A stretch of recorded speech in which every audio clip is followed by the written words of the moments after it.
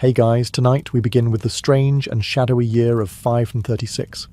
A year so thoroughly cursed that even medieval peasants, who were not exactly strangers to misery, looked around and said, yeah, something's definitely wrong. So before you get comfortable, take a moment to like the video and subscribe. But only if you genuinely enjoy what I do here. And let me know in the comments where you're tuning in from and what time it is for you.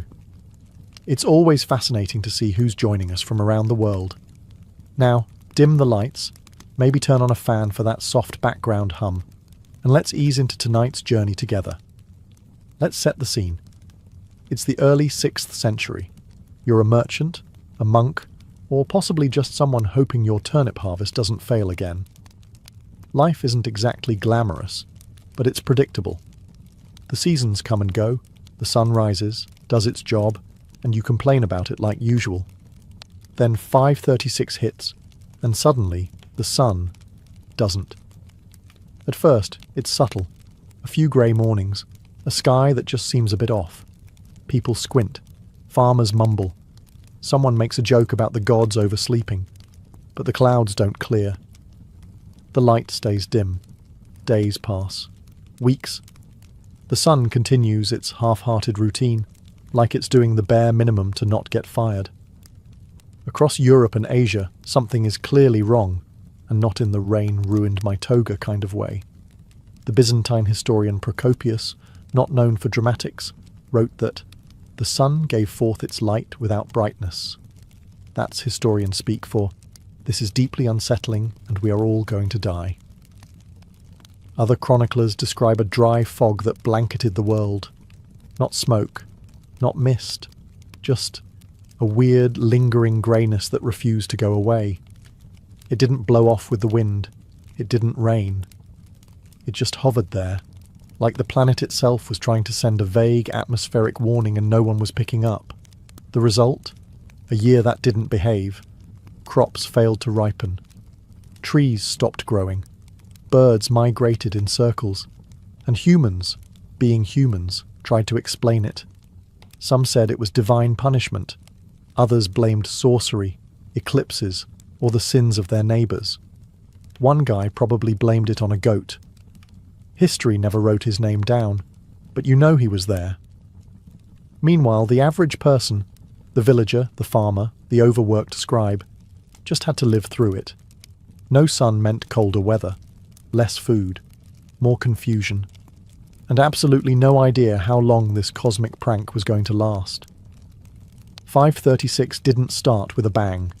It started with silence, a weird sky, a creeping sense of dread, and the unmistakable feeling that something was broken.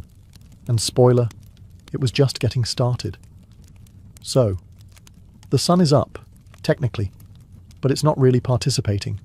It's 536, and across the world, people are looking at the sky like it owes them an explanation. What once was a reliable, bright, mildly judgmental sun has now been replaced with a pale, low-effort disk that looks like it's calling in sick. You'd get more warmth and enthusiasm from a dying candle. Eyewitnesses from Constantinople, China, Mesopotamia, and Ireland all noted the same unsettling thing. Daylight was barely distinguishable from twilight. You'd wake up and assume it was dawn. At noon, you'd assume you'd gone blind.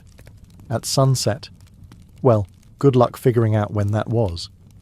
The sun no longer set so much as wandered off quietly, mid-conversation.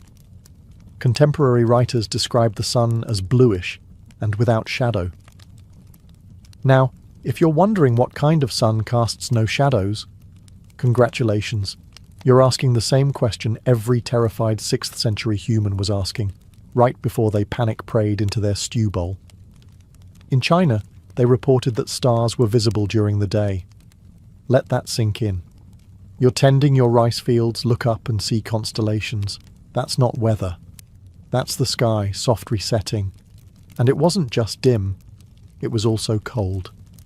With sunlight filtered out by something mysterious and inconvenient, temperatures dropped. Not in a pleasant hot cocoa kind of way. More in the your spring crops think it's January and your toes have stopped cooperating kind of way. It's worth noting that the people of 536 had no concept of atmospheric science. They had no clue what a volcano was doing thousands of miles away. All they knew was that the sun had stopped doing its job. And when your crops, warmth, and general will to live rely on that job, it becomes a bit of a crisis. Naturally, people looked for explanations. The religious saw divine punishment. The astrologers blamed ominous planetary alignments. Local leaders probably blamed foreigners, bad omens, and that one guy in the village who always seemed a bit off. Whatever the explanation, one thing was clear. The sun had stopped trying. And when the main character of the sky calls it quits, you know things are about to get dramatically worse. At some point in 536, people started realizing it wasn't just the sun being moody. The entire atmosphere had decided to act weird. Across continents, reports came in of a strange phenomenon. A lingering, dry fog that didn't behave like any normal weather. It wasn't mist. Mist clears. It wasn't smoke. Smoke smells like something's on fire. This fog just was. Like a vague, damp ghost following everyone around, ruining visibility and morale in equal measure. Procopius, the ever-grim Byzantine historian, described the sun as emitting light without brightness, and claimed this ghost fog hung over the world for a whole year. That's 12 months of not seeing the sky properly, not knowing what time it is, not knowing what season it is, and wondering whether this is just what life looks like now. In the east, Chinese sources noted yellow dust falling from the sky, and, in an extra dash of surrealism, summer snow. Imagine waking up in July to find your crops frosted over and your chickens very, very confused. Ireland's annals speak of a failure of bread, which is poetic code for mass starvation, and also deeply Irish. You know things are grim when the bread is the first to abandon you. So where was this fog coming from? We now believe it was the aftermath of a volcanic eruption, or possibly more than one. Think of it as nature's version of someone blowing out birthday candles with way too much enthusiasm and ruining the entire party. Ash and sulfate aerosols got blasted high into the stratosphere, where they hung out for months, reflecting sunlight, blocking warmth, and making sure your winter jacket became a year-round fashion statement. Of course, the people of the 6th century didn't know any of this. All they knew was that the world had become dim, cold, and vaguely cursed. Crops wouldn't grow. Rivers slowed. Entire regions stopped receiving rainfall. Livestock began dying off, or just walking into the fog out of existential dread. Probably. And just when people started getting used to this new Twilight Zone reality, nature decided to spice things up by throwing in a bonus pandemic. Because what's better than fog that won't leave? A plague that follows it. Eventually, centuries after everyone had finished panicking and or starving, science showed up. Late, but helpful. Historians and climate scientists, armed with ice cores and radiocarbon dating, asked, what made the sky go full Gothic in 536? The answer? Volcanoes. Specifically, a big one. Possibly 2. Maybe even 3. Because when the Earth throws a tantrum, it really commits. The leading suspect is an eruption in Iceland. A massive one. Imagine the Earth saying, I'm tired, and then violently ejecting a few billion tons of ash into the stratosphere. That ash hangs out like a clingy X, blocks sunlight, and sends global temperatures tumbling. Greenland ice cores show a sharp spike in sulfur from that year. Basically, a frozen receipt proving the planet had an explosive outburst. Antarctica's ice tells a similar story, which is impressive considering it was minding its own business 10,000 miles away. But here's where it gets spicy. The first eruption may not have been alone. Evidence suggests a second eruption followed in 540, and possibly another in 547. That's right. This wasn't a one-time disaster. It was a trilogy, and not a fun one. The Volcanoes of Doom, Part 1, 2, and 3, now featuring extended hunger scenes and bonus plague. Ash and sulfate aerosols from these eruptions spread across the globe, reflecting sunlight and dropping global temperatures. Think of it as Earth's way of applying a thick layer of SPF 5000 to the entire planet, just without the sunscreen smell. In places like Mesopotamia, this meant failed harvests and economic collapse. In China, snowfall in summer. In Europe, grain prices skyrocketed, and not in the cool stock market way. More in the your neighbour just sold his goat for a sack of mouldy oats kind of way. And just to be clear, nobody in 536 knew what a volcano was. They didn't connect the dim sun to some mountain thousands of miles away having an existential crisis. They just looked up, saw permanent twilight, and assumed God was in a bad mood. Which, to be fair, is what it felt like. And while modern science now understands the mechanics, back then all they had were terrified priests, terrified farmers, and skies that looked like the world had forgotten to wake up. So the sun's on strike, the sky looks like it needs therapy, and nobody knows what season it is anymore. Welcome to 536, now with bonus hypothermia. Thanks to our ash-spewing volcanic villains, Earth entered what scientists now call a volcanic winter. That sounds cool, until you realise it wasn't metaphorical.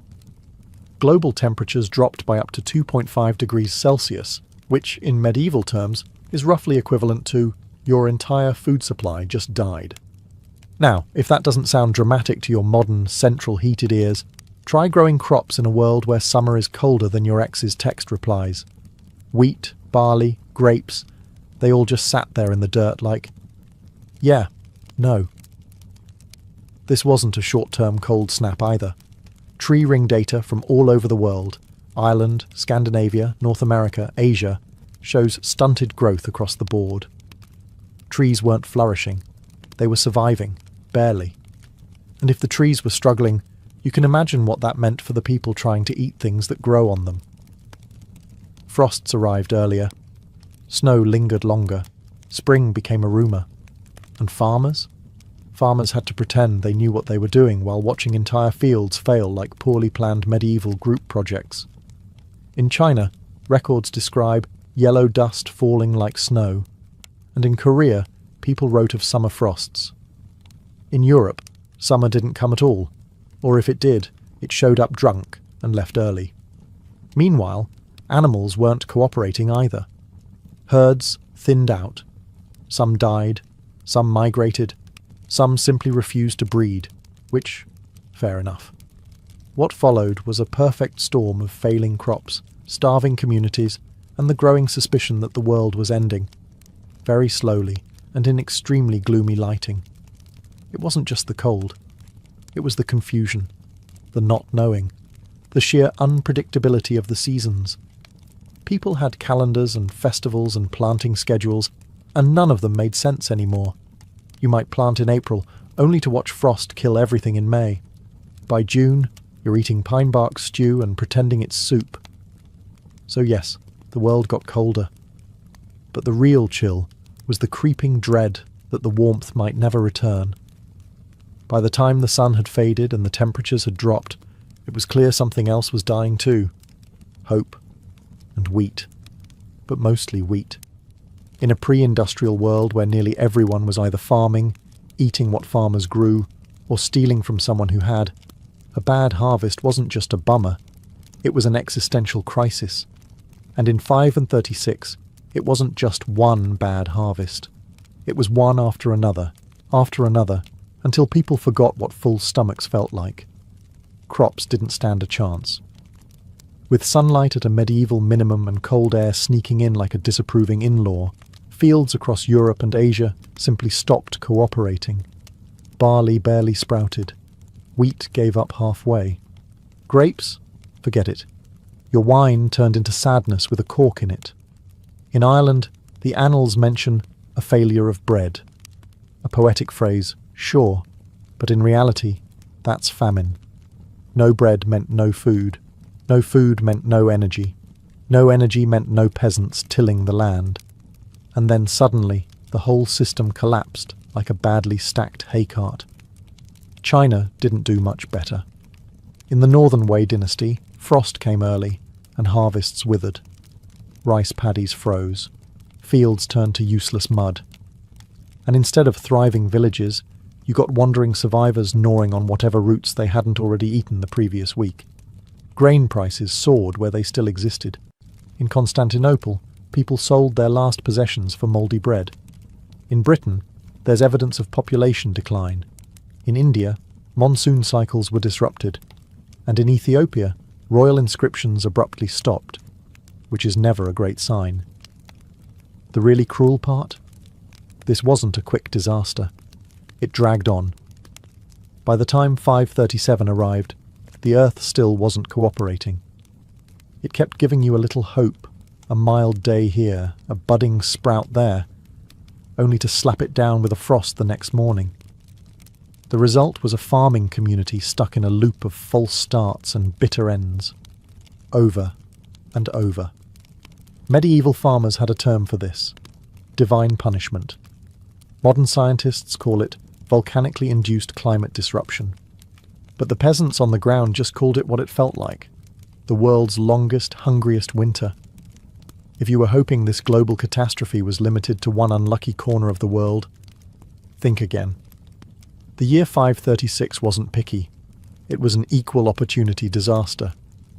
Let's start in China, where things were going fine, until suddenly, summer snow. Yes, that's a real thing that happened.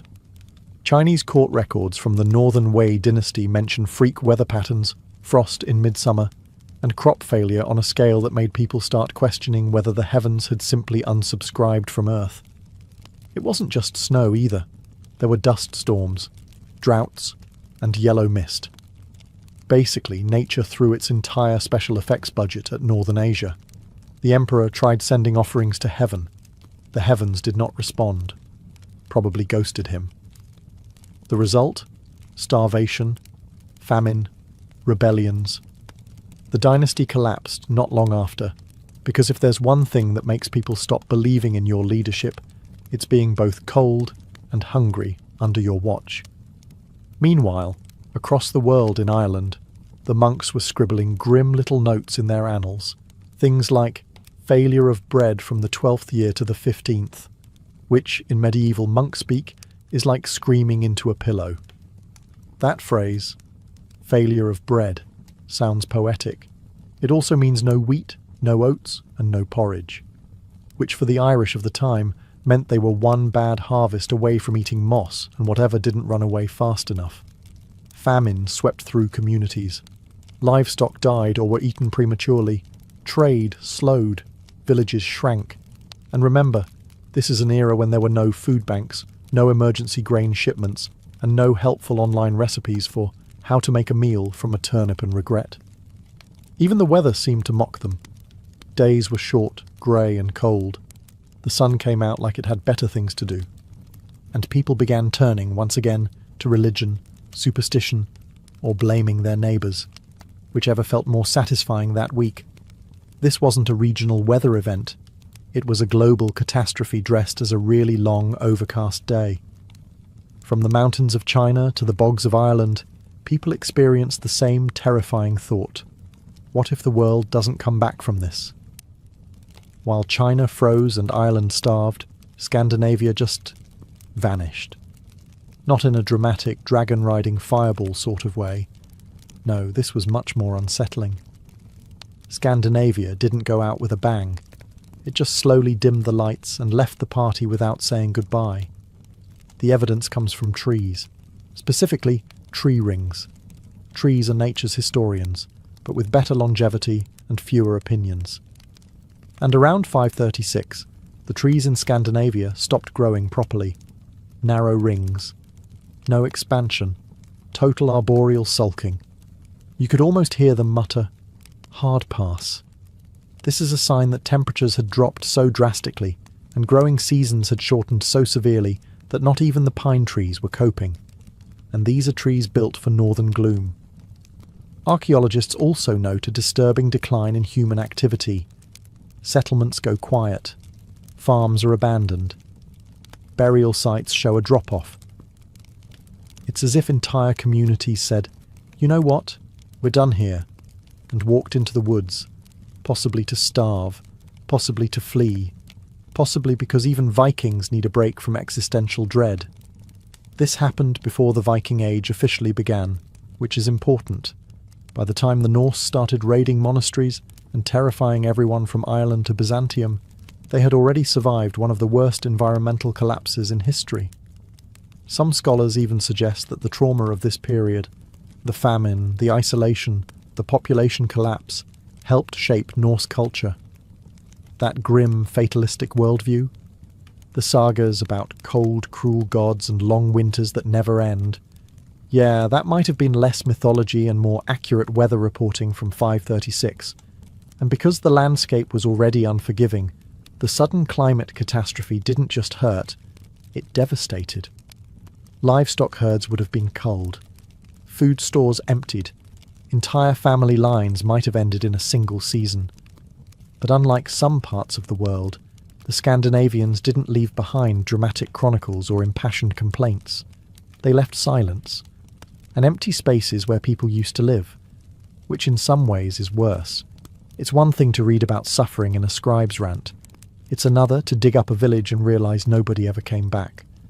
Now, while the sun was ghosting the rest of the planet, let's check in on the Byzantine Empire, specifically its glittering capital, Constantinople.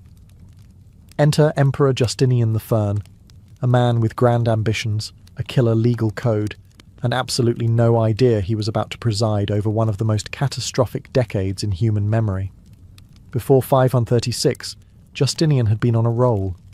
He'd codified Roman law into the Corpus Juris Civilis. He'd funded enormous building projects like the Hagia Sophia.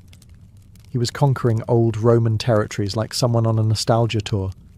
Things were going suspiciously well. Then the sky turned grey, the temperature dropped, the food ran out, and the empire that never sleeps got hit with the worst vibes possible.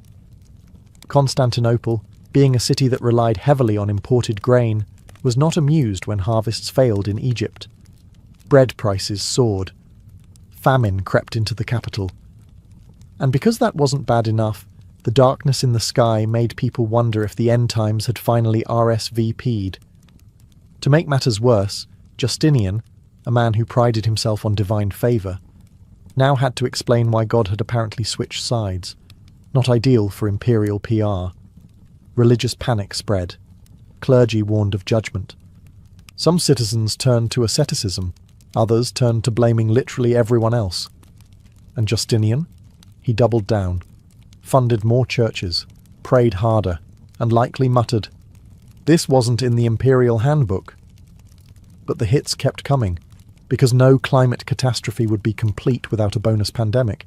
In 541, Justinian's empire got walloped by the first recorded outbreak of bubonic plague, the infamous Plague of Justinian. It arrived by ship, as most bad news does, and within a few short years, it wiped out an estimated 25 to 50 million people, about half the empire's population. Justinian himself caught it. He survived somehow, but his body wasn't the same, and neither was his empire. Rebellions broke out. Military campaigns stalled. Bureaucrats died faster than they could be replaced. And all Justinian wanted to do was restore Rome's glory. Instead, he ended up as the emperor who got hit by darkness, famine, plague, and disappointment in that order.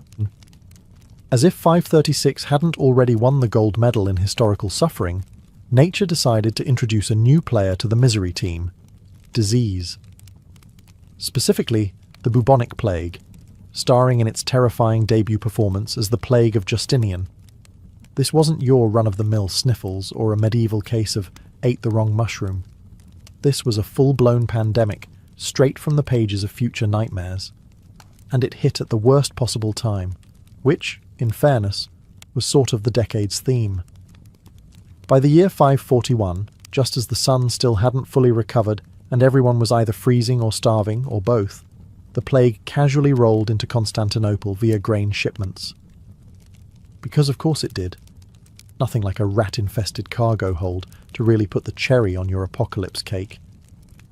Caused by the bacterium Yersinia pestis, the disease spread rapidly thanks to fleas, rats, and densely packed cities that hadn't exactly invented germ theory yet. Symptoms included fever, vomiting, swollen lymph nodes, and sudden death. The kind of thing that makes you nostalgic for famine. Estimates vary, but the death toll was staggering. 25 to 50 million people across the Byzantine Empire and beyond. That's up to half the population, gone in just a few short years. You couldn't swing a censer without hitting someone already buried. The Emperor Justinian himself caught it and survived, but many of his officials weren't so lucky. Bureaucracy ground to a halt, military campaigns fizzled, and cities emptied faster than a wine barrel at a bishop's banquet. To the average peasant, this wasn't a scientific event. This was God's megaphone, and it was screaming. And given that the sky was still grey and the crops still sucked, people assumed the plague was the final act, the divine mic drop. Mass graves were dug. Priests ran out of prayers. Funeral rites were shortened to something like, "He's dead. Next." What made it worse was the randomness. Some people died in a day. Others survived and watched everyone around them vanish. It wasn't just tragic. It was deeply unfair, even by medieval standards. And just like that, 536's dark legacy had officially gone viral. By now, the world in 536 and the years following wasn't just suffering. It was spiralling. The sun had taken a sabbatical, the crops had filed for bankruptcy, and the plague was treating Europe like an overachieving party crasher. But for the average person, the anonymous peasant, monk, or goat herder, the horror wasn't academic. It was daily survival on hard mode. You wake up and it's still dark. Not poetic fog rolling over the hills dark. More like, is the sun still functioning dark? You shuffle out into the cold, look at your field of wilted barley, and remember that dinner last night was half a turnip and a vague memory of bread. The livestock aren't doing great either. Chickens stopped laying. Cows are thin. Pigs have become alarmingly valuable and suspiciously scarce. A neighbour disappeared last week, and there's a very awkward silence when someone mentions stew. Food shortages weren't just local. They were continental. Markets collapsed. Grain became currency. And if you had a carrot and no children, you were basically a feudal overlord. In Constantinople, prices soared so high, even nobles started to experience the novelty of being hungry. In remote villages, things were worse. Starvation didn't come all at once. It came slowly, cruelly, and with zero interest in fairness. And then there was the psychological effect. With no sunlight to mark the days properly, time itself became vague. Was it morning, evening, Wednesday? Nobody really knew. They just kept working, praying, and hoping the sky would eventually apologize. Spoiler, it didn't. The clergy preached repentance. The nobles hoarded food. And the common folk? They stared at the grey sky and wondered if this was just what life was now. A long, cold, dimly lit episode of suffering, punctuated by the occasional rat. Hope became a luxury. Most people were just trying not to be the next funeral. In fact, if you had managed to stay alive through crop failure, plague, freezing weather, and general existential dread, congratulations. You were now qualified to be described as a survivor, which in 536 meant malnourished, traumatized, and still squinting at the horizon for a sun that wasn't coming back. After years of famine, plague, and eternal twilight, society began to do what societies do best under pressure. Fall apart in slow motion while insisting everything is fine. It wasn't just about hunger anymore. The social fabric, already more burlap than silk, began to fray. Hierarchies broke down, labour systems collapsed, and people started behaving less like a community and more like contestants in a very bleak survival game. Local governments, if they hadn't fled or died of plague, struggled to maintain order. Coinage lost value. Trade routes dried up. And justice. Let's just say if you stole a loaf of bread, you either got a sermon or a sword, depending on how recently the local magistrate had eaten. The aristocracy didn't come out of this looking great. Many hoarded food. Some tried to raise taxes. Yes, during a famine, which was either brave or suicidal, depending on the peasant to pitchfork ratio. Others simply fled their estates and left the serfs to figure things out on their own. Spoiler, they did not. Religious institutions, meanwhile, became both sanctuary and scapegoat. Some priests told the starving masses to repent harder. Others tried to help, handing out what meagre stores they had. And then there were those who decided this was the perfect time to proclaim the apocalypse and start a new sect in the woods. Moral boundaries blurred. Theft became common. Violence rose. If someone in your village had food, they were suddenly both very popular and very nervous. And remember, there was no central news, no plague tracker app, no reliable updates from distant cities. Just rumours of divine punishment, of demons, of sunlight returning in distant lands, or of entire regions wiped off the map. People fled cities, villages disappeared, entire regions depopulated, and with no one left to maintain roads, fields, or temples, even the landscape began to unravel. Civilization didn't collapse with fire and glory. It just quietly thinned out, like someone erasing a painting with a wet cloth. The historians of the time weren't writing about politics anymore. They were writing about how the sky still hadn't turned blue. In short, the world didn't end. It just lost track of itself. Eventually, after years of death, darkness, and what must have felt like a very elaborate divine prank, the world began to recover, not with a bang, not with sunshine breaking through the clouds in a cinematic crescendo. No. More like a tired sigh and a few patches of sunlight that didn't feel like a cruel joke. By the early 540s, the mysterious ash veil began to dissipate. The sun, as if returning from a poorly explained vacation, started shining again, tentatively, like it wasn't sure it was welcome. Crops slowly began to grow again. Not well, mind you, but they grew. Farmers started planting with hope instead of pure desperation, and when something green poked out of the dirt, they didn't immediately cry from despair, just mild disbelief. In Constantinople, grain prices finally stabilized. Bread, once a sacred artifact, became edible again. The empire limped forward, patching holes in its economy and pretending everything had been part of the plan. In rural villages, new generations were born, ones that didn't remember the sunless years, and those who had survived. They aged with the expressions of people who had seen too much weather and not enough soup. Culturally, the trauma left a mark. Some scholars believe the doomy tone of later medieval apocalyptic literature had roots in these years, because once you've lived through famine, plague, social collapse, and fog that won't go away, it's hard to write cheerful poetry about springtime again. The population across Europe and Asia remained significantly reduced. Entire settlements had vanished, and rebuilding wasn't just about houses. It was about relearning how to live like humans again instead of cold, hungry ghosts. And even as normalcy returned, people lived with a kind of existential caution, like the planet might turn off the sun again just to see what happens. The Byzantine Empire staggered back to its feet. China's dynasties reshuffled and adapted. Scandinavia re-emerged, and eventually those Norsemen would sail out and become everyone else's problem. But in the background of all that, a collective, quiet relief that the worst might, just might, be over.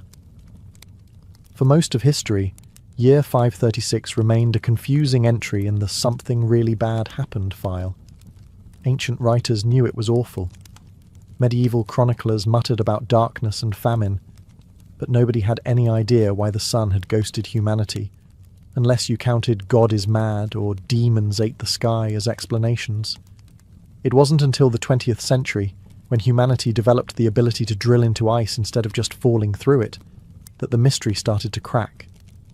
Enter the ice cores, long cylinders of ancient frozen layers pulled from Greenland and Antarctica, like the Earth's extremely passive-aggressive memory sticks.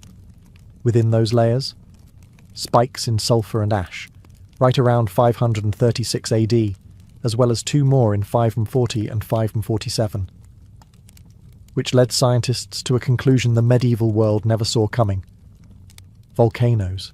Massive ones, probably multiple. At first, researchers thought it was a big eruption in Iceland. Then they considered volcanoes in Central America. Then Indonesia. Or maybe Alaska. Basically, the planet coughed, and scientists are still arguing about which lung it came from. But the result was the same. Ash blasted into the stratosphere, where it spread across the globe, reflecting sunlight and lowering temperatures for years. Nature's version of dimming the lights and forgetting where the switch is. This insight changed how we understand climate disasters. It wasn't divine punishment. It was geophysics with terrible timing. What's fascinating is how modern science didn't just solve a mystery, it reframed history. Suddenly, the famines, plagues, and collapses of the 6th century weren't isolated events. They were connected. One massive natural event, or possibly 3 in a row, triggered a cascade of suffering that spanned continents. Even more sobering, it could happen again. Volcanoes don't care about your Wi-Fi or your global supply chains. They'll do what they did in 536, block out the sun and watch us panic. But at least now we'd understand why our tomatoes are dying. Still, knowing the cause doesn't change what people went through. For them, the sky went dark, the food ran out, and nobody had answers. It just took science 100 years to say, oh yeah, that was definitely the volcano. There have been bad years in history, plenty of them. 1347 had the Black Death. 1914 kicked off a world war. 2020, well, let's not open that can of face masks. But 536 AD still holds a special ice-crusted place in the top 10 most unpleasant human experiences list. It wasn't just bad. It was comprehensively miserable. A multi-year disaster combo platter with extra doom on the side. What makes 536 so haunting isn't just the volcanic winter, the famine, the plague, or the population collapse. It's the fact that all these things happened together, in a pre-modern world already balancing precariously on mud and superstition. Imagine surviving 1 year of near-permanent twilight, food shortages and existential sermons. Then imagine year 2 shows up with a fresh volcanic eruption and a helpful reminder that you still haven't seen the sun. Then imagine the Black Death's less famous, equally rude cousin knocks on your city gate in year 5 and says, "Hi, I live here now." People back then didn't know what was happening. They had no word for climate disruption, no concept of volcanoes erupting thousands of miles away, and definitely no epidemiology podcasts. All they saw was a world that suddenly stopped making sense. And perhaps that's what really sticks with us. Because even now, with satellites, scientists, and 24/7 news cycles, there's something profoundly unnerving about a year when the sky went out and nobody knew why. It reminds us that nature doesn't need a reason. The planet can, at any time, throw a tantrum powerful enough to send us scrambling back to firewood and guesswork. And yet, people endured. They suffered, starved, buried loved ones, and carried on. Not because they had answers, but because there wasn't really a choice. So yes, 536 was the worst year to be alive, and it lingered, like a cosmic hangover, for decades. But it's also a story of survival. Quiet, stubborn, frost-bitten survival. And maybe that's what makes it so compelling. Because deep down, we all suspect that if the sun went out tomorrow, we'd still argue over bread prices, blame the government, and try to make stew from whatever's left, just like they did. The 12th century didn't start with a bang, but with a whisper of stone blocks being hauled by oxen and chants echoing from dusty construction yards beside crumbling Romanesque churches. Something monumental was stirring. Across France, England, the Holy Roman Empire, and even the distant fringes of Spain, cathedrals began clawing their way up toward heaven. But why? Europe was changing, fast. Cities were growing, trade was rebounding, and the church wanted to show off a bit. It needed to remind everyone who was boss. And what better way to do that than by building the most awe-inspiring, terrifyingly massive buildings anyone had ever seen? These weren't simple upgrades. This was a full-on architectural arms race. Towns competed with each other not through war, but through stone. If one city built a church with a 50-foot nave, the next wanted one twice as long, with more stained glass, more towers, more miracles carved in limestone. Bishops wanted their legacy in stone. Kings wanted the people to see divine authority in architecture. And ordinary people? They were just trying to get into heaven. One coin, one pilgrimage, one back-breaking labour shift at a time. And yet, none of this would have worked if someone hadn't figured out how to cheat gravity. Enter the Gothic style. This new approach flipped everything people thought they knew about church design. No more thick, squat walls. No more tiny windows that let in just enough light to remind you that daylight existed. Gothic architecture embraced air and light. It wanted God to see in, and for you to see out. Pointed arches, ribbed vaults, and those miraculous flying buttresses. All of it was about going up, letting in more light, and making people feel utterly insignificant in the presence of the divine. What started with modest experiments at Saint-Denis and Sens would explode into a full-blown phenomenon. For the next 4 centuries, Europe would be locked in a frenzy of stone cutting, scaffold climbing, stained glass assembling madness. And the craziest part? Most of these cathedrals took centuries to build. Entire generations would be born and die before the final spire was added. This wasn't just construction, it was faith made physical, one flying buttress at a time. Behind every cathedral wasn't just divine inspiration, it was an army of dirt-covered geniuses. And at the front of that army? The master mason, not a priest, not a noble, but a glorified stone nerd with a compass, a chisel, and a death wish. These were the rock stars of the Middle Ages, except they didn't wear leather. They wore linen covered in limestone dust. Master builders weren't just contractors. They were architects, engineers, artists, and sometimes borderline cult leaders. Because when you're asking peasants to haul multi-ton stones 50 feet into the air using ropes and wooden pulleys, you better have charisma, or at least a very convincing floor plan. But here's the twist. Most of these men weren't nobles. They rose through the guild system, beginning as lowly apprentices, sweeping floors and fetching tools. Then they became journeymen, travelling from site to site, cathedral to cathedral, picking up secrets like Pokemon cards. Only after decades of experience, and possibly losing a few toes, would one be trusted with the title of master. And the math, terrifying. Without calculators or modern geometry textbooks, these builders figured out how to distribute weight from ceilings the height of a redwood tree, across vaults, down columns, and out through flying buttresses. If they got it wrong, entire sections could collapse, and often did. There were collapses in Beauvais, in Lincoln, even parts of Cologne. Each disaster became a lesson for the next project. But for every failure, there was a marvel. The precision in places like Reims or Amiens Cathedral is enough to make modern engineers sweat. These men calculated angles by eye, with strings and chalk, creating load-bearing marvels that still stand centuries later. They worked with stonecutters, woodworkers, glaziers, and labourers in what was essentially the most chaotic group project of the century. They didn't just draw blueprints, they commanded entire construction ecosystems. And sometimes they died before their vision was completed, leaving their successor to guess what on earth they were thinking when they sketched that weird triple arch over the nave.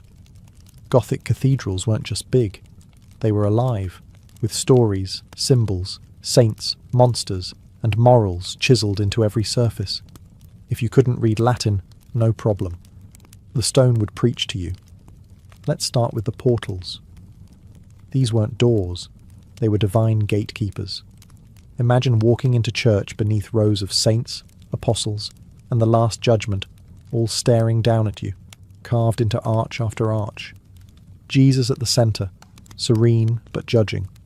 Sinners being dragged to hell by demons, right next to merchants and bakers. A subtle message. Pay your tithe, or else. And gargoyles. They weren't just medieval waterspouts. They were theological bouncers, meant to terrify evil spirits and perhaps a few ill-behaved parishioners. Grotesques snarled from rooftops, stretching their stone faces in eternal agony or laughter.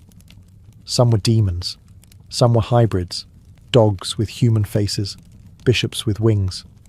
Every cathedral had a bestiary carved into its skin. Inside, the columns weren't plain cylinders. They were forests of symbolism. Capitals at the tops of pillars held tiny sculpted dramas, Cain killing Abel, drunken Noah flashing his sons, or monks fighting snails, don't ask. The choir stalls were even cheekier. Hidden in the woodwork were carvings of flatulent peasants, lusty monks, and animals doing very unholy things. But it wasn't all jokes and damnation. The stonework was also a Bible in 3D.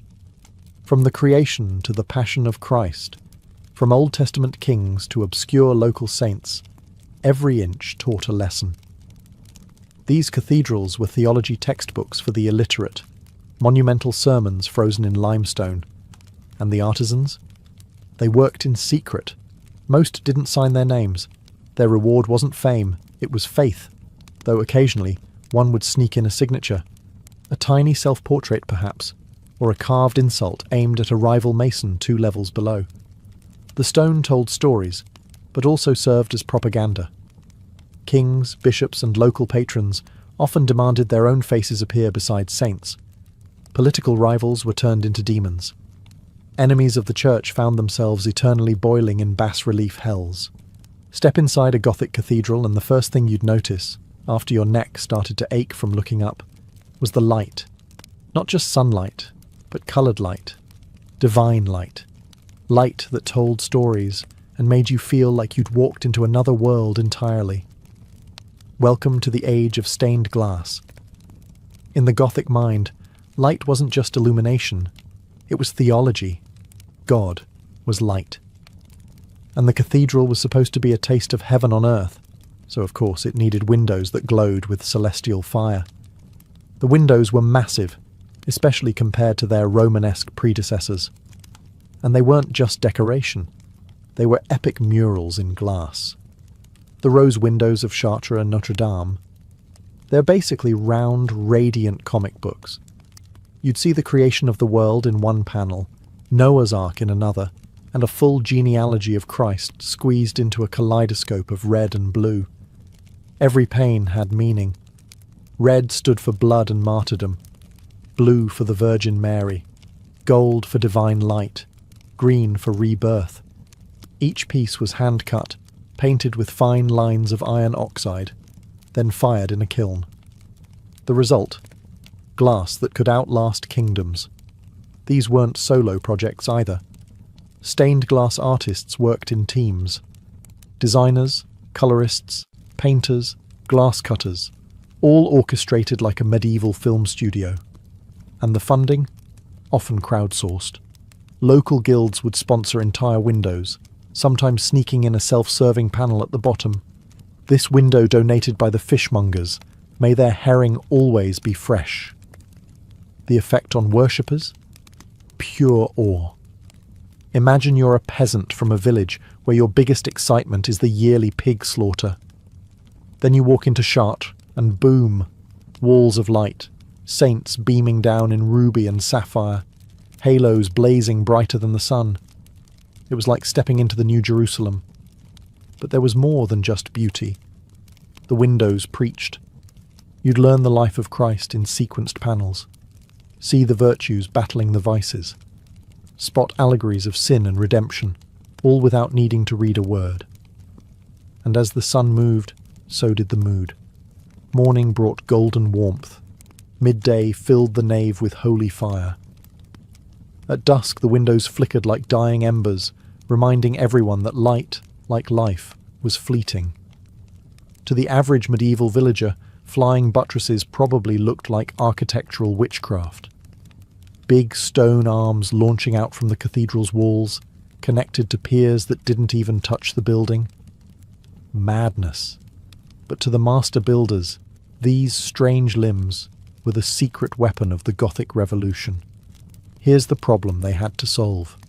Gothic cathedrals were tall, insanely tall. Their ceilings reached 100 feet or more. And those towering ribbed vaults? They pushed tons of weight outward, not just down. If you didn't support that sideways thrust, your fancy church would become a very expensive pile of rubble. Enter the flying buttress, a structural cheat code. Instead of building thick, heavy walls like the Romanesque churches, Gothic architects wanted walls full of windows. And since windows are basically architectural holes, they needed something else to hold the building up. That something else was the flying buttress, an external arch that caught the outward force of the ceiling and channeled it safely into a distant pier. The result? Interior walls could be thin, open, and filled with glorious stained glass. But these weren't just functional bones. They became part of the cathedral's aesthetic. Builders sculpted them, decorated them with pinnacles and crockets, even turned them into miniature stone forests. Look at Notre Dame of Paris or Amiens Cathedral, and you'll see these buttresses marching like Gothic soldiers around the apse. Each one was a mathematical triumph. They had to be placed precisely, angled correctly, and balanced with the exact amount of counterweight. Too weak and they'd snap under pressure. Too strong and they'd crush the nave. It was a medieval Goldilocks problem, except the porridge was tons of granite, and failure meant disaster. Of course, not every experiment went well. Beauvais Cathedral famously overreached. It aimed to be the tallest of them all, but despite flying buttresses and reinforcements, parts of it collapsed. Several times. It remains unfinished to this day, proof that even the best builders could fly too close to the architectural sun. But when they got it right, the effect was gravity-defying. You'd walk into a space that felt like it was floating. Walls disappeared. The ceiling hovered like a cloud. And you had to ask yourself, how is this even standing? At some point, Gothic builders looked up at their already impressive cathedrals and said, what if it were taller? And thus began one of the strangest arms races in medieval Europe, the vertical competition to see who could poke God in the eye first. Towers weren't just about ringing bells or getting a good view of the town square. They were statements of wealth, of faith, and of raw civic ego. Cities weren't content with modest steeples. They wanted the tallest, the most dazzling, the one pilgrims would talk about long after their feet stopped bleeding. Each cathedral had its own approach. Notre Dame in Paris grew two massive twin towers that loomed like stone guardians over the Seine. Chartres stacked its towers unevenly, one Romanesque, one later Gothic, because symmetry is for cowards. And Cologne Cathedral? It set out to become the tallest structure in the world. Construction began in the 1200s.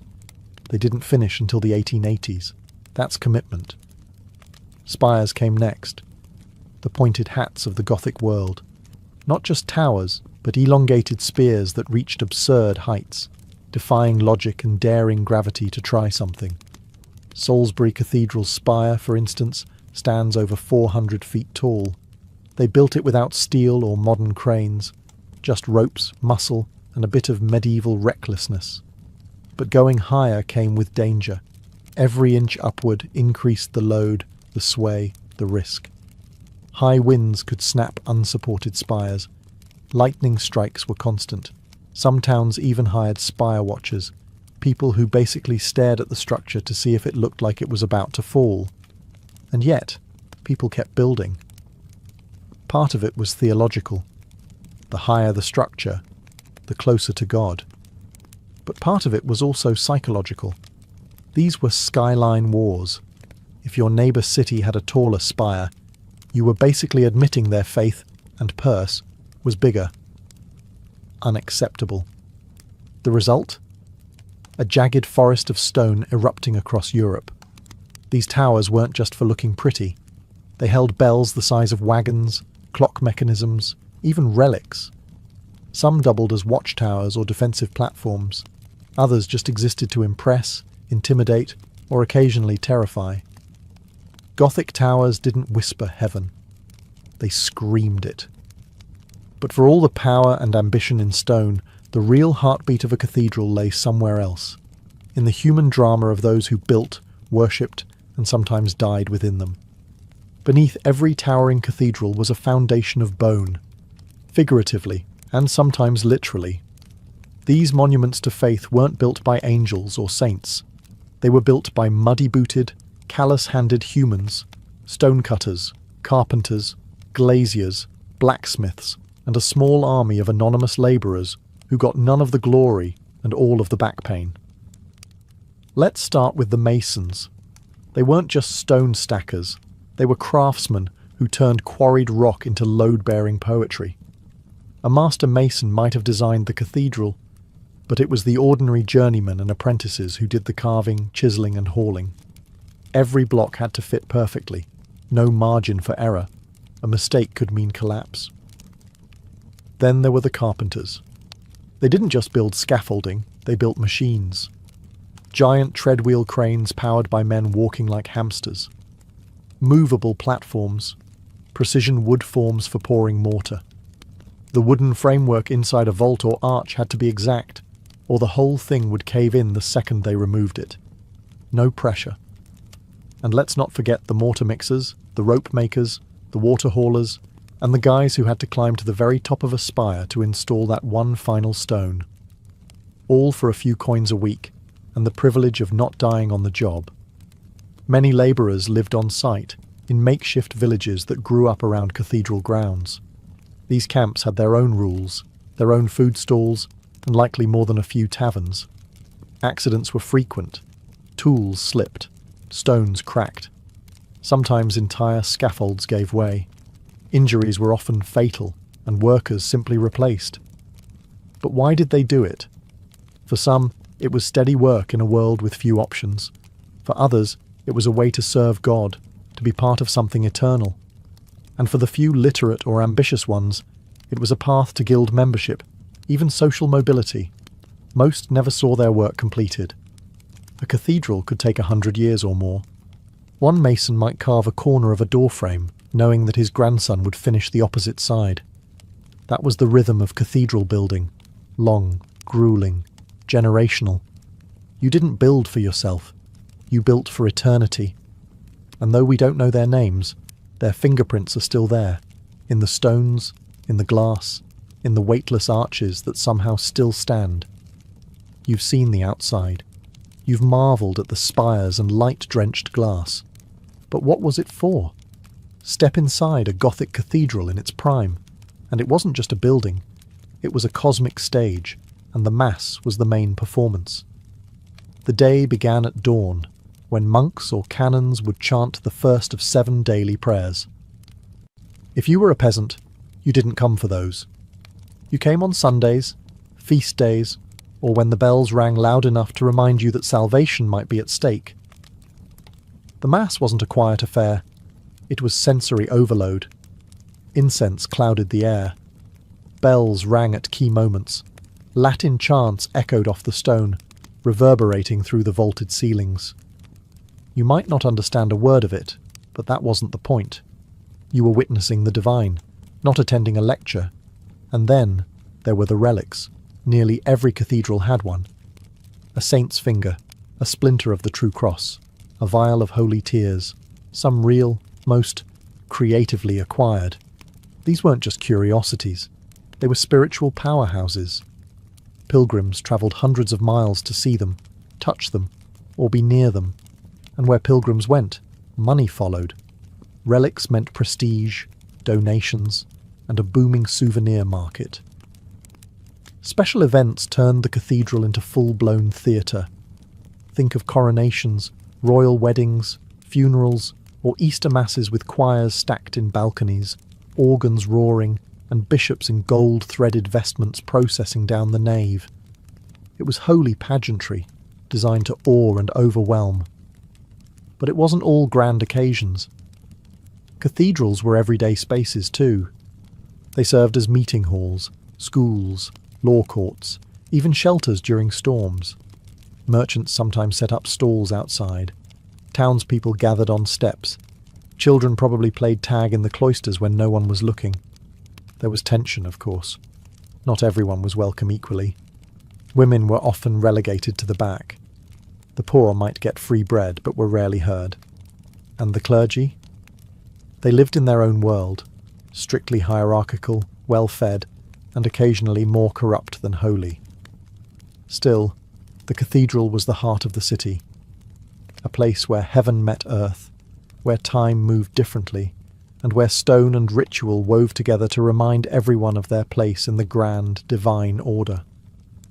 By the late 1500s, the Gothic cathedral, once the crown jewel of Christendom, was becoming a relic of its own. The world was changing, and those majestic towers and stained-glass sermons were suddenly out of step with the times. The Renaissance had arrived, and with it came a new obsession: classical antiquity. Architects and patrons now looked to ancient Rome for inspiration. They wanted symmetry, domes and clean lines, not flying buttresses and forests of pointed arches. To the Renaissance mind, Gothic architecture wasn't divine, it was barbaric. They even called it Gothic as an insult, after the Goths who had sacked Rome centuries earlier. But it wasn't just aesthetics. The Protestant Reformation shook the very foundation cathedrals stood on. Reformers like Martin Luther railed against the Church's extravagance and its obsession with relics, rituals, and indulgences. All things cathedrals had come to embody. In many Protestant regions, cathedrals were stripped of their treasures.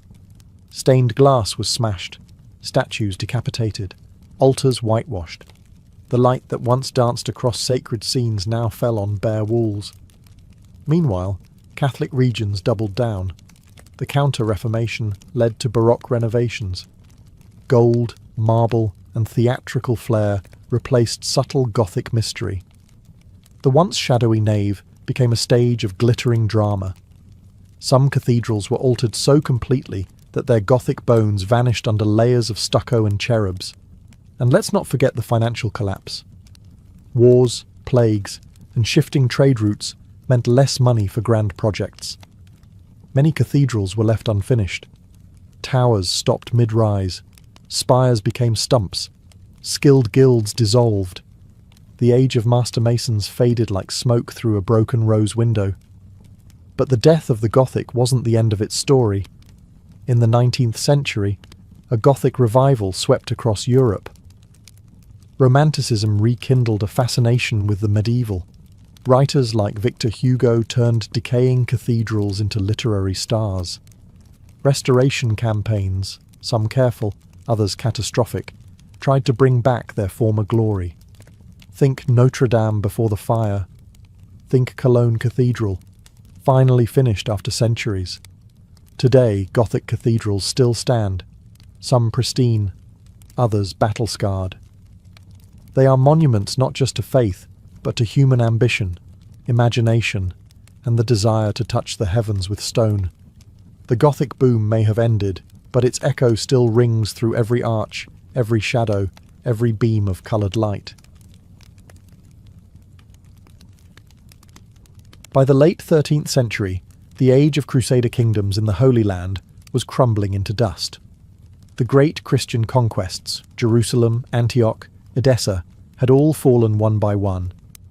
All that remained of nearly 200 years of European crusading effort was the port city of Acre, a final flickering outpost on the Mediterranean coast. A symbol of glory turned into a fortress of desperation. Acre wasn't just another city.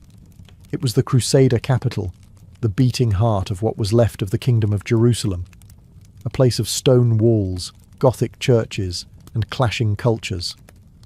It was packed with merchants from Genoa and Venice, warrior monks from the Templars and Hospitallers, and nobles clinging to titles long stripped of real power. But beneath the wealth and towering battlements, Acre was a powder keg. The European factions within the city spent as much time fighting each other as preparing for the inevitable siege. The writing had been on the wall for years. The Mamluks, a military elite from Egypt, had steadily wiped out every Crusader stronghold in their path. Under Sultan Qalawun, and later his son Al-Ashraf Khalil, the Mamluks crushed city after city, and they didn't negotiate. They erased. In 1290, a foolish spark ignited the storm. Newly arrived crusaders, hot-headed and ignorant, massacred Muslim merchants in Acre during a drunken rampage. It was exactly the excuse the Mamluks needed. Khalil declared war. By April of 1291, his massive army, possibly over 100,000 strong, had encircled the city. Siege towers were rolled forward, tunnels were dug under the walls, catapults hurled stone and fire day and night. Inside the city, panic swelled. The defenders, while courageous, were hopelessly outnumbered. Appeals for reinforcements to Europe went unanswered. Acre was isolated, cut off by land and soon by sea. Still, the defenders clung to hope. The double walls of Acre had resisted sieges before. The Templars and Hospitallers prepared for the worst. Noble families packed their treasures. Priests offered prayers. Soldiers sharpened blades that would likely never leave their sheaths. Because this wouldn't be a siege for ransom or territory. This would be the end of the Crusader presence in the Holy Land. On April 5th, 1291, the siege of Acre officially began. The Mamluk army, led by Sultan al-Ashraf Khalil, had arrived in force. Engineers, archers, elite cavalry, and enough siege equipment to flatten a city twice the size. They surrounded Acre on all sides, building massive wooden siege towers and digging trenches, while war drums thundered across the plains outside the city's great walls. The sound wasn't just for intimidation. It was a promise. No mercy. Inside Acre, the defenders stared out at a sea of tents and banners.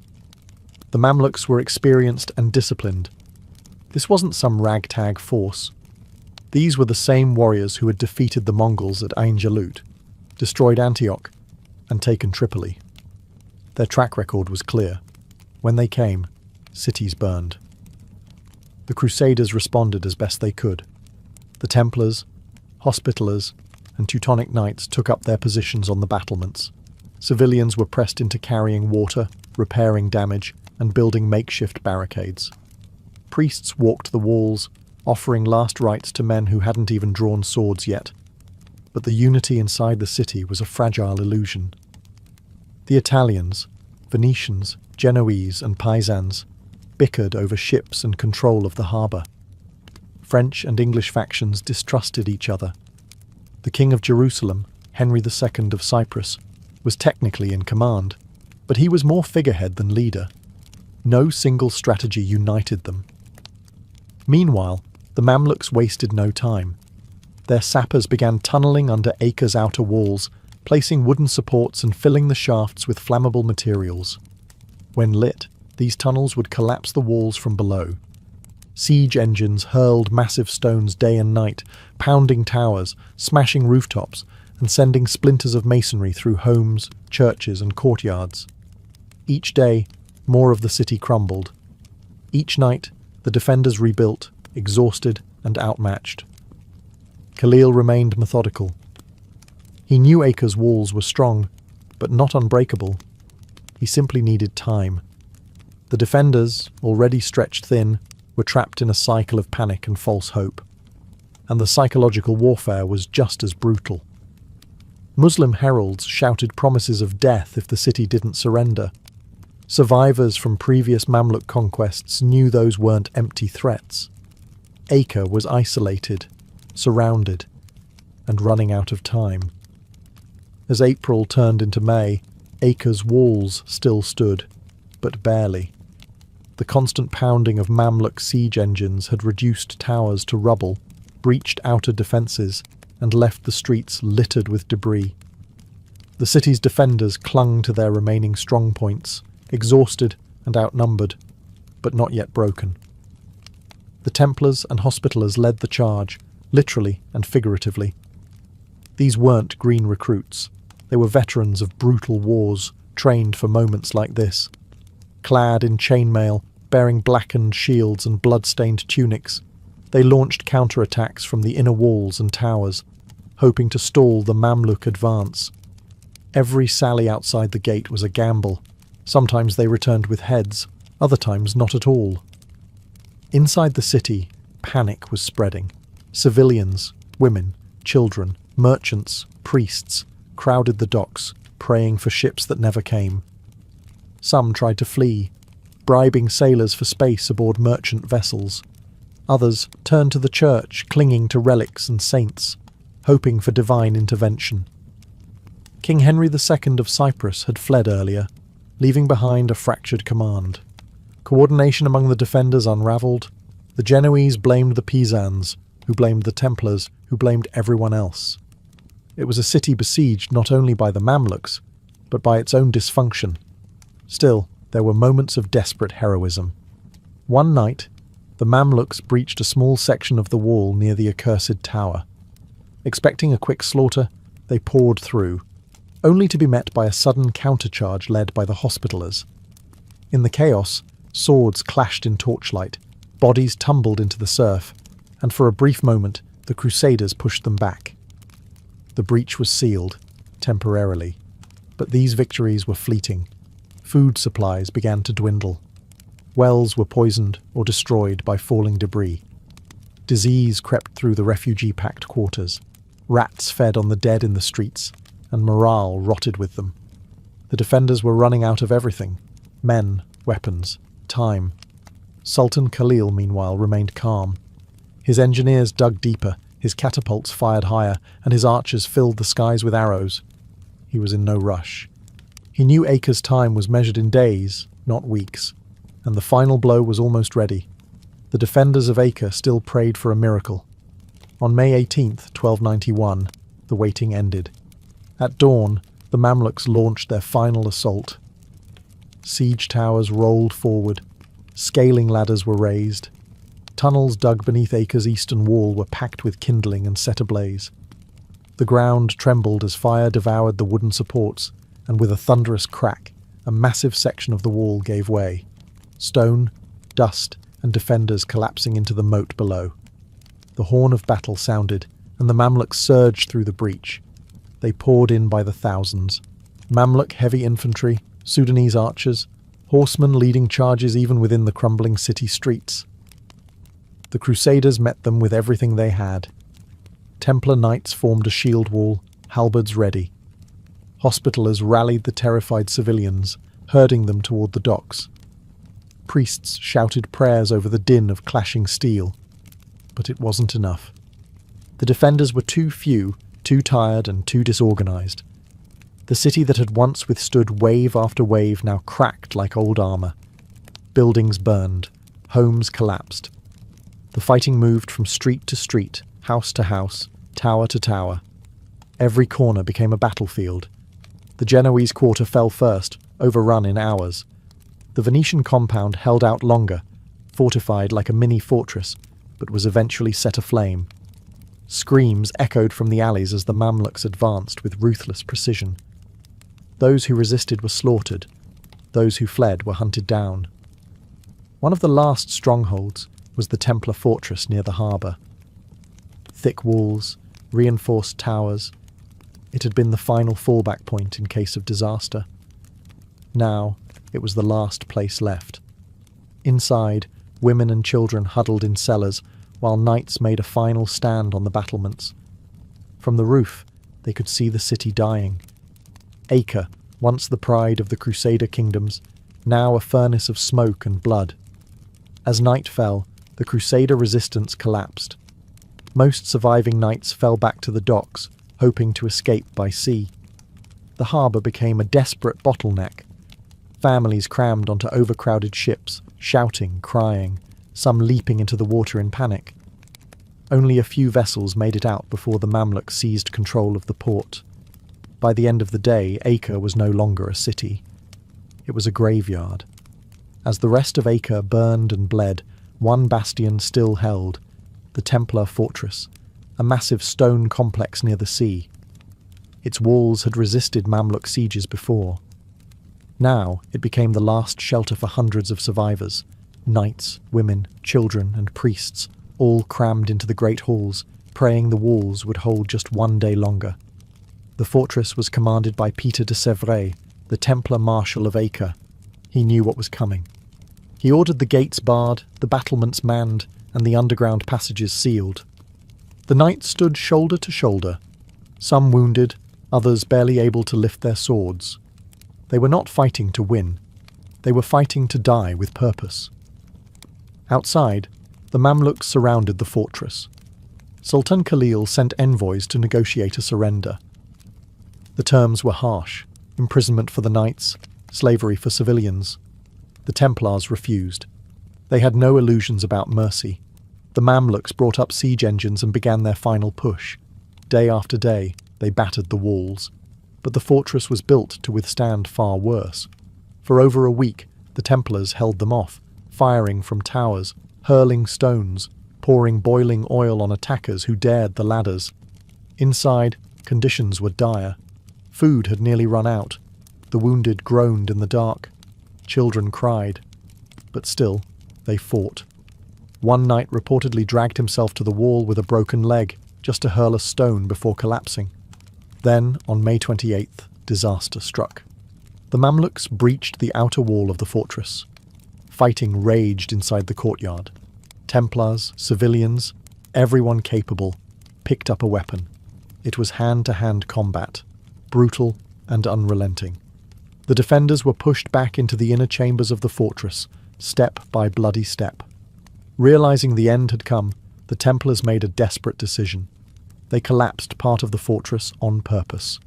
In a final act of defiance, they lured Mamluk troops into the lower chambers and detonated the underground armory. The explosion ripped through the walls, killing attackers and defenders alike in a storm of fire and stone. The fortress fell. But it didn't surrender. The last Crusader stronghold in the Holy Land had gone down not with submission, but with fury. Acre was lost. The dream of Christendom in the east shattered. When the smoke cleared, Acre was no longer a city. What had once been the vibrant capital of the Crusader states, bustling with markets, churches, and foreign embassies, was now a field of ash and corpses. The Mamluks had taken it all, street by street, wall by wall, and they left nothing behind but ruin. Sultan al-Ashraf Khalil didn't just want victory. He wanted erasure. He ordered the complete demolition of the city's fortifications. Every tower, every wall, every stone that had once protected the Crusaders was pulled down or shattered. The harbour was filled with rubble. The churches, some centuries old, were stripped, burned, or turned to mosques. What couldn't be reused was destroyed. The destruction was systematic. This wasn't vengeance. It was strategy. Khalil wanted to make sure Acre would never again be a foothold for Europe. Never again a landing point for crusading armies. Never again a symbol of Christian presence in the East. Those few who survived, mostly non-combatants who'd been captured, were enslaved or executed. Some noblewomen were taken into the harems of Mamluk elites. Some children were sold in markets from Cairo to Damascus. Their names vanished. Their stories ended in silence. The sea was choked with the wreckage of broken ships and bloated bodies. And the stench? It lingered for weeks, months even. News of the fall reached Europe like a slap. Panic swept through the courts of France and England. Popes wept. Preachers called for another crusade. But the willpower was gone. The last spark of crusading fervour had died with the walls of Acre. The kings of Europe had their own wars, their own dynasties to worry about. The Holy Land was lost, and they knew it. The Templars, once the elite warriors of Christendom, were shattered by the loss. They returned to Europe, bruised and aimless. Their power would never recover. In less than 2 decades, they would be dissolved entirely, accused of heresy, tortured, and executed. The fall of Acre was the beginning of their end. And for the Mamluks, Acre's conquest was a jewel in their crown. The dream of a Crusader kingdom in the Levant had finally been crushed beneath their boots. But the deeper legacy of the siege was just beginning, because while the city died, the myth of Acre, of Crusader glory and tragic collapse, was only just being born. The fall of Acre in 1291 wasn't just a military defeat. It was a historical exclamation point. For nearly 2 centuries, European powers had poured blood, treasure, and faith into the Holy Land. With Acre's collapse, the entire Crusader experiment came crashing down like its shattered walls. There were no more cities to retreat to. Tyre, Sidon, Beirut, once strongholds, were quickly abandoned or surrendered. The Crusader states, once mapped in bold colours across Levantine coasts, vanished almost overnight. What remained was a faint memory, scattered relics, and the few who had escaped by sea, watching the smoke rise from the horizon.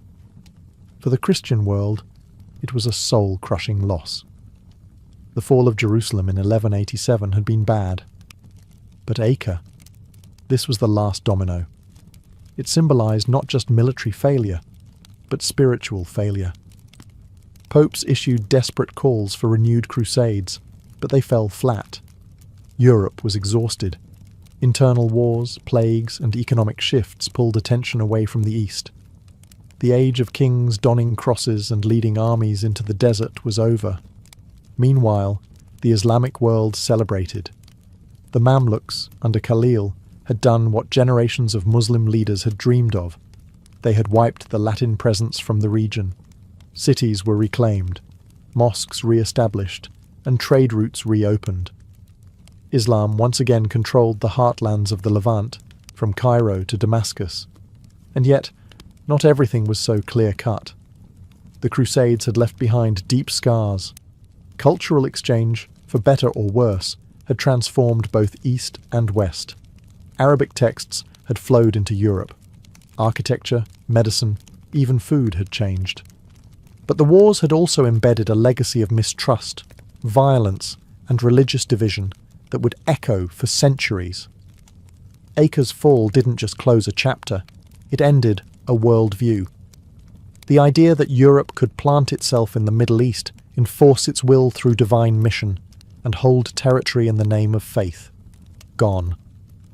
Instead, the memory of the Crusades would be romanticised, dramatised, and weaponised for generations.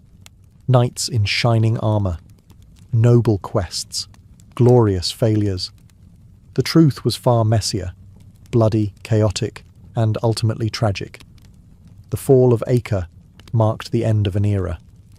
But the Crusader myth, that was just beginning its long afterlife in legend. The fall of Acre sent shockwaves across Europe, not just diplomatically or religiously, but psychologically. For generations, Christendom had believed it was meant to control the Holy Land, that God was on their side, that Jerusalem, Bethlehem, and Acre belonged to the faithful. Now, with the last Crusader stronghold gone, that illusion collapsed. The initial response was disbelief. Chroniclers wrote with outrage and grief. Priests blamed sin and corruption. Kings pointed fingers at each other. How could this have happened? How could an army of holy warriors lose to a sultan from Cairo? But beneath the surface, a quiet resignation set in. There would be no major crusade to reclaim Acre. No fifth, sixth, or seventh wave of European armies sailing to the east. Instead, Europe turned inward. The papacy shifted its focus to rooting out heresy at home. The Inquisition grew stronger. Monarchs redirected their ambitions to internal wars and dynastic struggles. The crusading spirit became more rhetoric than reality. In time, the image of Acre took on a different form in the European imagination. It was no longer a city. It became a symbol of lost glory, tragic bravery, and divine punishment. Songs and poems were written of noble knights fighting to the death. Painters and playwrights turned the fall into legend. But those who survived knew the truth. The refugees who had fled Acre, nobles, monks, merchants, children, returned to Europe broken. Many found no homes waiting for them. Some were taken in by monastic orders. Others wandered, telling stories of fire and blood. The Teutonic Knights eventually shifted their operations to Eastern Europe. The Templars returned to France, where the shadow of Acre would follow them to the pyre. In political circles, the fall of Acre marked the beginning of a new phase. Power was now rooted in land and law, not divine crusade. The era of religious conquest had reached its peak and was beginning its decline. And yet, Acre lingered. It lingered in memory, in propaganda, in the way Europeans spoke of the East, a place of danger, mystery and opportunity, a land lost, and perhaps someday to be won again. The city itself had vanished, but the myth of Acre had just begun to spread, far beyond its blackened walls. Centuries after its destruction, Acre still haunts the imagination. Its stones were ground to dust, its churches razed, its walls pulled into the sea, but in the minds of European chroniclers and later historians, Acre became more than a city. It became the symbol of the Crusades' tragic fall. The place where chivalry died, where faith collided with futility, and where the dream of a Christian East was buried beneath Mamluk boots. And yet, what survived wasn't the truth of Acre, it was the myth. Romanticized in ballads and epic poems, Acre's defenders were remembered not as fractious warlords and disillusioned mercenaries, but as noble knights fighting valiantly to the end. The political chaos, the greed, the internal betrayals, all smoothed over in favor of a more palatable narrative. Martyrdom, heroism, destiny lost. The irony? Those who had actually lived in Acre probably didn't see themselves as part of a grand epic. They were merchants, sailors, cooks, scribes, prostitutes, pilgrims. People living in a complex, multicultural city where Arabic, French, Italian, Greek and Latin mingled in the streets. A city of contradiction, of monasteries beside brothels, crusading orders alongside Venetian bankers. It was never simple, but history rarely is. In the Islamic world, Acre's fall was remembered as a great victory, proof of Allah's justice, of the triumph over foreign invaders. But even that narrative often fades beneath the towering legacies of other Islamic conquests. For the Mamluks, Acre was one jewel among many. It mattered, but it wasn't the whole crown. Today, modern Acre, Akko, is a living city once again. A UNESCO World Heritage Site, with layers of Crusader architecture buried beneath Ottoman streets. Tourists stroll through ancient tunnels where knights once bled. Minarets stand beside old Gothic arches. Fishermen cast their nets from the same docks where refugees once leapt for salvation. The past isn't gone. It's just buried, under stones, under myths, under time. And that is the true legacy of Acre. It wasn't just a city or a battle. It was a crossroads, a collision point of cultures, empires and ideals, a place where faith, ambition and fear crashed together in one final, fiery moment. The siege of Acre ended an era, but it also ensured that neither the Crusades nor the ghosts they left behind would ever truly be forgotten. Livia Drusilla was born in 58 BCE, at a time when the Roman Republic was convulsing.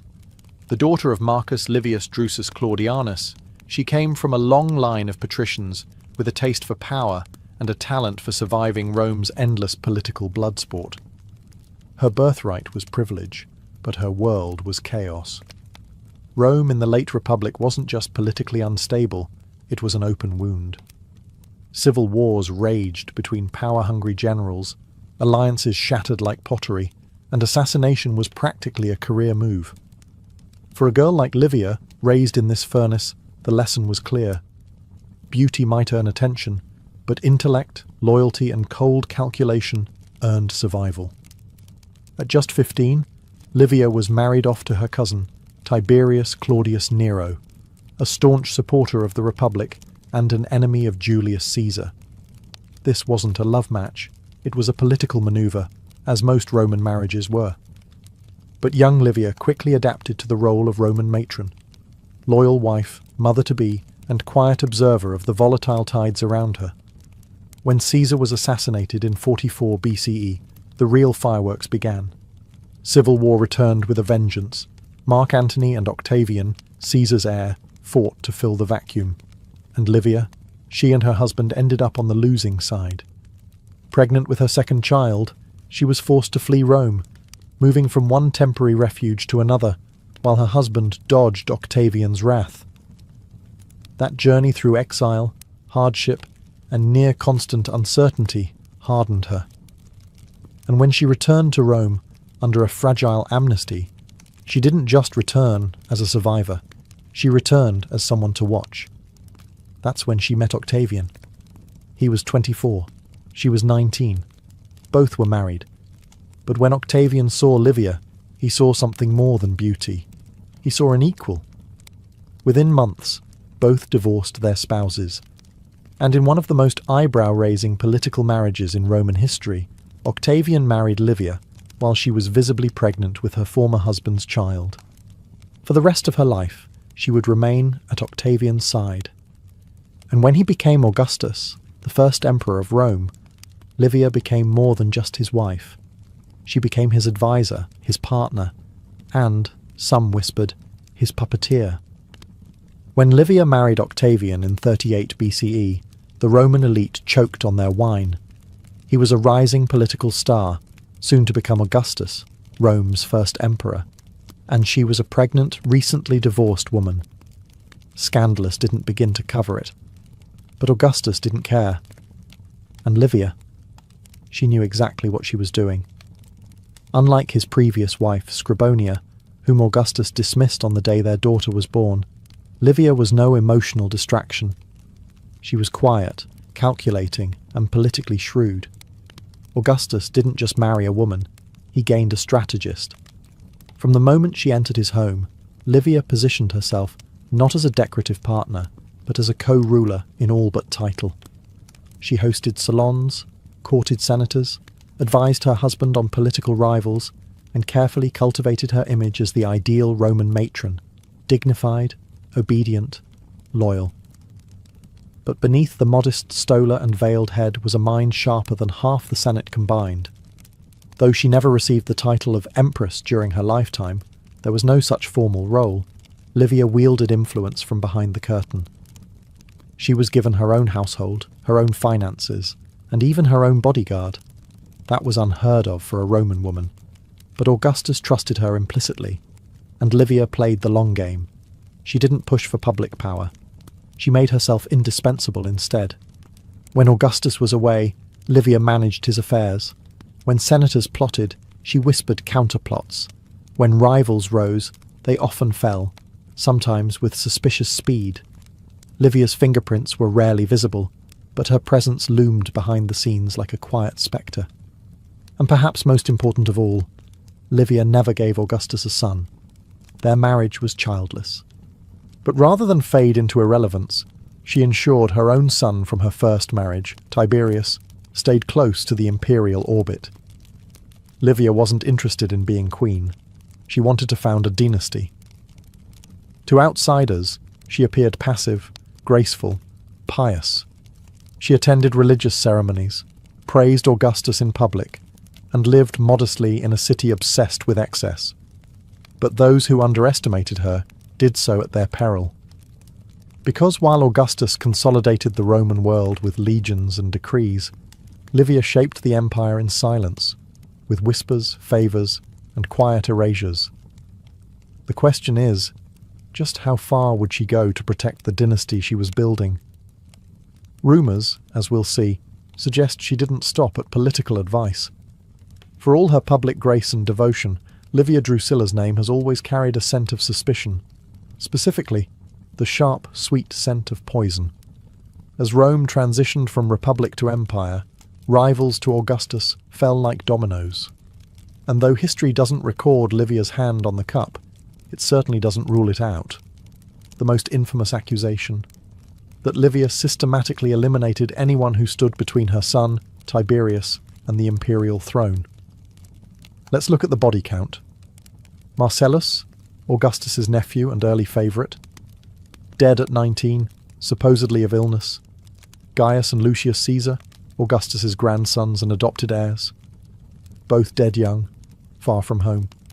Agrippa Posthumus, the brutish final grandson, disinherited and mysteriously murdered after Augustus's death. All inconvenient, all removed. And Livia was always near. To her defenders, these deaths were tragic coincidences. Rome was full of disease, and power games were brutal. To her critics, Livia was the Roman Lady Macbeth, working quietly, removing pawns, and setting the board so only her son remained standing. Ancient gossip, especially from writers like Tacitus and Cassius Dio, leaned into this narrative. They painted Livia as cool, cunning, and ruthlessly maternal. They suggested she was the real architect of the imperial succession, not Augustus. In some versions, she even doctored Augustus's will or concealed his death long enough to secure a smooth transfer of power. But it's important to separate smoke from fire. There's no hard evidence Livia poisoned anyone. No confession, no trial. Her alleged victims died far from Rome in ambiguous circumstances. The Roman elite loved a good conspiracy, especially when powerful women were involved. Still, the pattern is convenient. Too many rivals dead. Too many inheritances redirected. Too many murmurs in the dark. Even Augustus, who loved and trusted Livia deeply, once joked that she was more concerned with the empire than with his health. It may have been said in jest, but like most Roman jokes, it carried a dagger underneath. Whether Livia truly slipped poison into cups or simply outmaneuvered her enemies with charm and strategy, the result was the same. One by one, the path to power cleared. And as the years passed, it became undeniable. Livia wasn't just building a dynasty. She was eliminating the competition. Tiberius was no golden boy. He lacked the charm of Marcellus, the popularity of Gaius and Lucius, or the legacy of Julius Caesar. He was awkward, cold, and deeply introverted, a man better suited for brooding alone on a cliff in Rhodes than standing at the head of the Roman Empire. And yet, thanks to Livia, Tiberius became emperor. Livia's mission to elevate her son wasn't easy. Augustus didn't trust him. Tiberius had a military mind but little love for politics. He was known for his moodiness, his disappearances, and his very public retirement from Roman life in 6 BCE, a sulky middle finger to both Augustus and Livia. But Livia was relentless. She orchestrated his return. Slowly, methodically, she eliminated rivals and wore down Augustus's resistance. With each imperial disappointment, Marcellus's early death, Lucius's sudden illness, Gaius's failed eastern expedition, Tiberius looked more and more like the least worst option. Eventually, Augustus adopted him formally as son and successor. It wasn't love, it was resignation. And when Augustus died in 14 CE, the empire passed to Tiberius.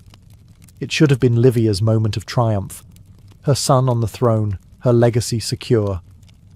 But power did strange things to Tiberius. Once in power, he grew even colder. Paranoid, suspicious. He left the city for long stretches, ruled through letters, and delegated power to the monstrous Sejanus. He resented the Senate, the people, and increasingly, his own mother. Livia, for her part, tried to maintain influence. She expected to be treated as Augustus had once treated her, as an advisor, a partner. She received the title Augusta, an unprecedented honor for a Roman woman. Coins were minted with her image, statues were erected in her honor. She sat on a throne beside her son during public ceremonies, but behind closed doors, Tiberius simmered. He accused her of manipulating him, of orchestrating a life he didn't want. He reportedly refused to consult her, and, most scandalously, he didn't attend her funeral when she died in 29 CE, leaving her corpse unburied for days, in a final public insult to the woman who had given him everything. Livia may have won the war for succession, but she lost the battle for her son's affection. Livia Drusilla understood something most Roman men didn't. Real power didn't always come from the Senate or the battlefield, it came from perception. And so, while Augustus crafted the empire, Livia crafted herself into the ideal Roman woman. Not a queen, not a ruler, but something far more dangerous, a symbol. She dressed plainly, in traditional stola and veil, never flaunting jewels or gold. Her hair was styled in the severe, modest fashion of Rome's matronly past. Publicly, she praised simplicity, virtue, and piety. Behind the scenes, she was directing networks of influence, managing estates, arranging marriages, and shaping political futures. But her greatest project was her own image. Livia became the poster woman for Roman values. Statues of her popped up across the empire, not just in Rome, but in provinces where loyalty to the new imperial order needed reinforcing.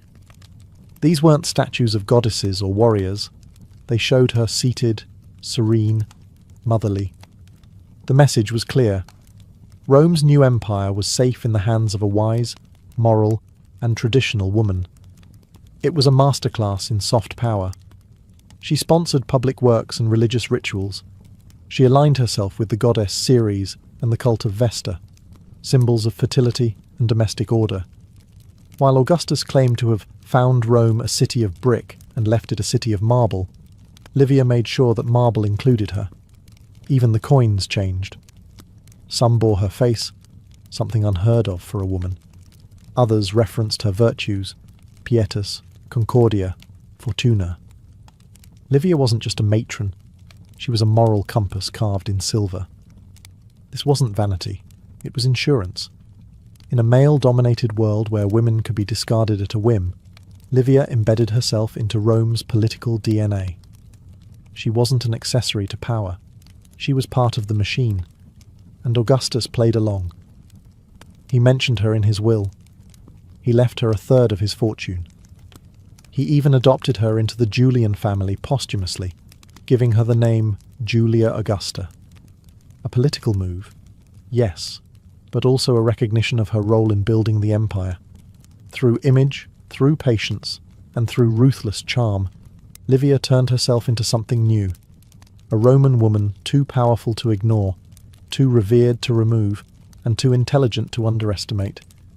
When you look at the mess that was the Julio-Claudian dynasty, madmen, monsters, and megalomaniacs, you'd never guess it was built by a soft-spoken woman in a stola.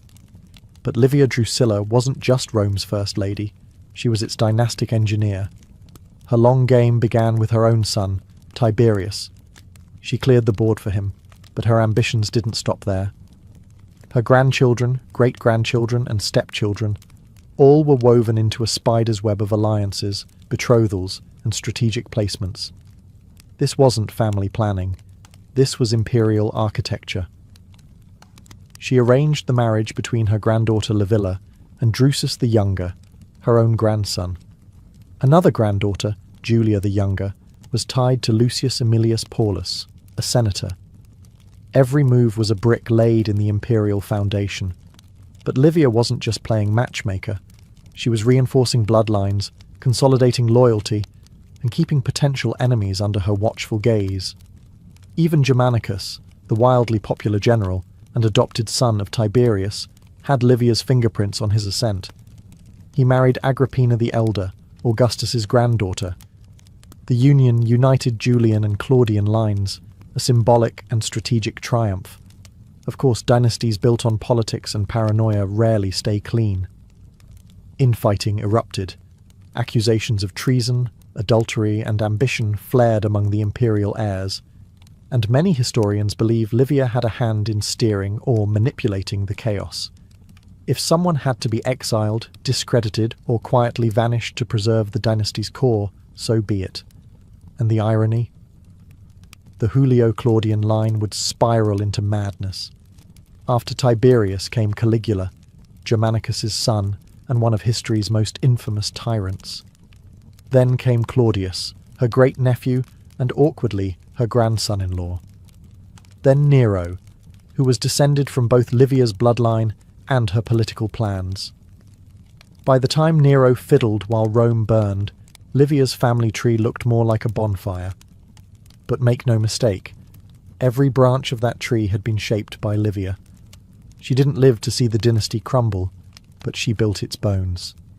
While Augustus ruled an empire of marble and legions, Livia ruled a quieter empire, one of blood, marriage, and manipulation. Every emperor for the next half-century could trace his legitimacy back to her. In the history of dynasties, she wasn't just a link in the chain, she forged the chain. Livia Drusilla lived long. Too long, if you asked her son Tiberius. She had survived Julius Caesar's assassination, the fall of the Republic, a dozen rival heirs, and the transition into empire. She outlived Augustus, outmaneuvered her enemies, and turned her family into gods. But in her final years, she found herself in an increasingly bitter standoff with the very man she had sacrificed everything to empower, Tiberius. Their relationship was never warm, but as emperor, Tiberius grew colder still. He resented her influence, her lingering presence in court, her continued efforts to advise, and, perhaps, control him. And Livia, having spent decades guiding an empire, was not about to quietly retire to her villa. The court became tense. Tiberius began retreating from Rome altogether, withdrawing to Capri in self-imposed exile. He left governance in the hands of Sejanus, his ambitious and ruthless Praetorian prefect. Livia remained in Rome, surrounded by statues, honours, and the eerie quiet of being revered but no longer needed. When she fell ill in 29 CE, her death was not met with the mourning one might expect for the matriarch of the Julio-Claudian dynasty. Tiberius refused to return to Rome. He didn't attend her funeral. He delayed her deification, denied her public honours, and, most cruelly, left her body unburied for days. For the woman who had shaped an empire, it was a cold and calculated dismissal. Was it petty vengeance? Guilt? Or perhaps a final act of defiance from a son who never asked to be emperor? Historians would later paint Tiberius as a brooding, paranoid ruler, haunted by his mother's legacy. Livia had orchestrated his rise, cleared his path, and ensured his power. But in doing so, she may have crushed whatever warmth existed between them. To Tiberius, her guidance likely felt more like a leash. She died at age 86, having lived through nearly 9 decades of Rome's most transformative years. No other Roman woman had ever wielded such sustained influence or held court at the side of emperors for so long. And yet, her final chapter was marked not by triumph, but by silence, betrayed not by enemies, but by the very son she had raised to rule. Livia Drusilla died a mortal, but Rome wasn't finished with her yet. Though Tiberius refused to honour her properly in death, the empire she helped shape still remembered. Her grandchildren, especially the Emperor Claudius, her own great-nephew and grandson-in-law, would eventually restore her place in the imperial pantheon. In 42 CE, over a decade after her death, Claudius formally deified Livia. She became Diva Augusta, a state goddess. It was a final cosmic promotion for the woman who had spent her life manipulating power from the shadows. Altars were built, priestesses appointed. Her image joined that of Augustus in temples and ceremonies. In death, she became what no woman before her had ever been, a god sanctioned by the Roman state. But sanctification didn't come with forgiveness. For centuries, Livia's name remained entangled in rumour. Ancient historians, mostly male, were never quite sure what to make of her.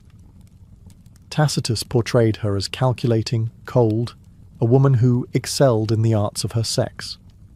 Cassius Dio cast her as an empress in all but name, domineering, manipulative, and possibly responsible for more than a few conveniently timed deaths.